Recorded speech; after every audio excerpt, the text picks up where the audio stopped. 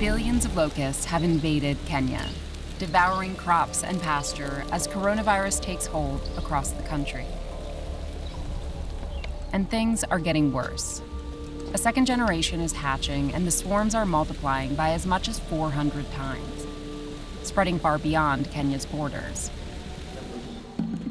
Kenya's government dispatched the military to battle the locusts on the ground, armed with chemical pesticides. These guys are the youth wing of Kenya's military, and they've been here stationed up in the north for about 3 months to do the spray. Nenda huko. Haya, align.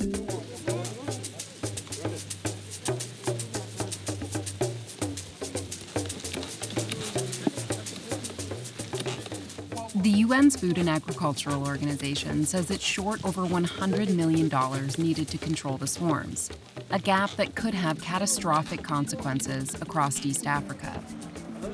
Even before virus lockdowns stalled the response, they warned that over 25 million people could face severe food shortages because of the locusts. The village people are very happy. So when they see us, they have hope that these things are not going to destroy their crops and more of their areas where they are grazing their animals. And what are some of the challenges of working in an area like this that's so remote? We have the problem of infrastructure, the problem of moving in and out of the place. Then we have a problem of water. It might be when you are coming to look for water, we might find them they have already gone or they have already changed the site.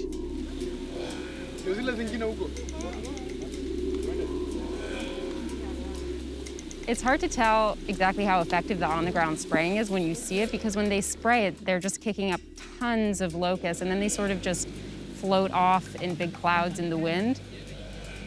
But you definitely see some around the ground looking like they're struggling and some dropping out of the sky. The enormous scale of this locust invasion caught governments and the UN off guard. Conflict in Yemen and Somalia made it nearly impossible for response teams to work in the field, so the swarms grew uncontrolled. The last time Kenya battled a significant locust plague was 70 years ago. But now climate scientists say this could be the new normal.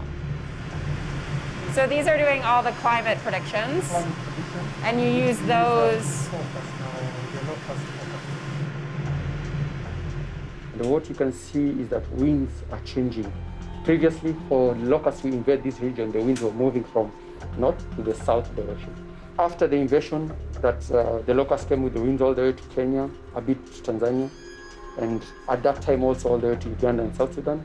That big green space in Ethiopia looks like great locust food. Yes, and it's crop areas, and you can imagine it's right through the paths. It's all agricultural areas? Yes, all agricultural areas. Kamuchi works with Abu Bakr Babakar at a regional climate prediction center in Nairobi. They're tracking the locust invasions as part of a broader picture of global climate change.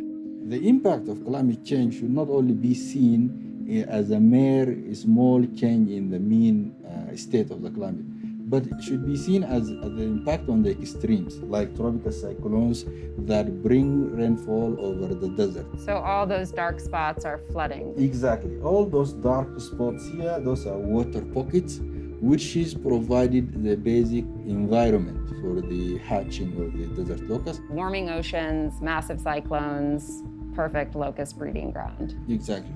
It's a series of events, like a domino effect. The consequences are definitely scary. The stakes are now highest for pastoralist tribes who depend on pasture land to raise goats and cattle. During severe droughts over the last few years, they've gone to war with each other over access to land.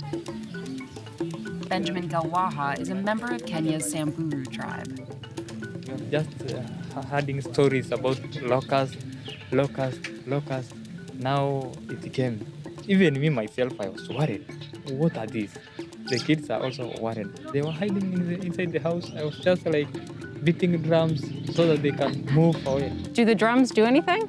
Did it get rid of them? Yeah. If you beat the drums, they move up and they go. Last year, there was a really bad drought in the area. Have you had problems before the locusts arrived with sustaining your animals. Yeah. And then right after the drought finished, the locusts arrived. Yeah, the drought is now over. It rains. Now it rains, then the locust again came.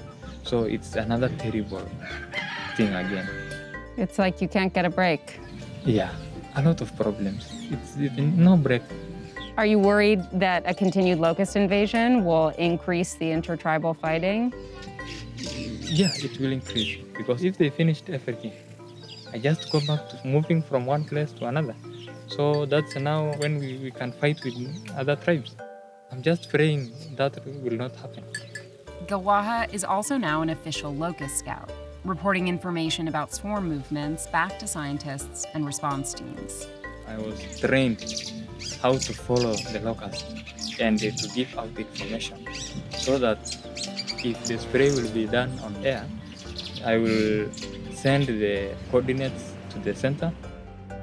His main tool is an app called eLocust, which allows scouts and responders to upload real-time photos and coordinates to help narrow down the variables of this massive and decentralized effort. So as people are sending photos of the locusts wherever they're seeing them. Wherever they are seeing, they have sent 6,000 images. After spending some time on the ground, you can really understand why this response is so difficult. The locusts are in a really remote part of northern Kenya, and they can travel up to 80 miles in a single day. And the infrastructure and the roads up here are pretty bad. Bad roads and limited resources mean Kenya's government had to call in private helicopter pilots to conduct swarm surveillance.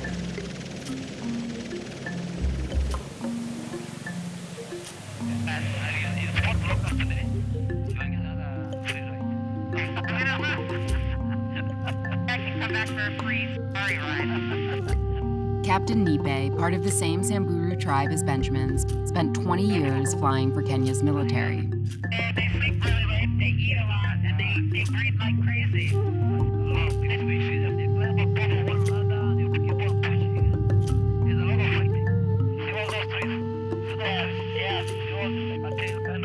They just look like dead trees. Yeah, you look like dead trees, but now you know.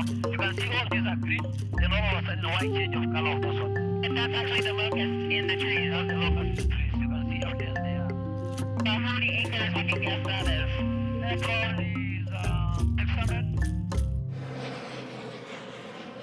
Crop dusting pilots handle the aerial spraying, but there are only 3 planes equipped to do this in the entire country. When Captain Nipe spots a swarm, he calls in the pilots from a nearby airstrip. The spray plane just got here about an hour after they called him, and it's really a race against time because the locusts start waking up around now when it warms up, so the plane has to get here in time before they start flying and waking up and getting away from him.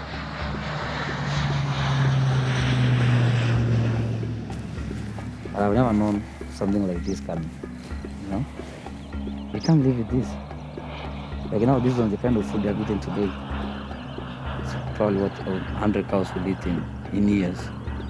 Coming from northern Kenya, and I know the impact it has on our people, particularly the people of northern Kenya, who depends on 90% on pastoralism. So if these ones devastate their land, it's upon us, particularly the allies, to make sure that we pressure government to do something on this, because it's about their livelihood.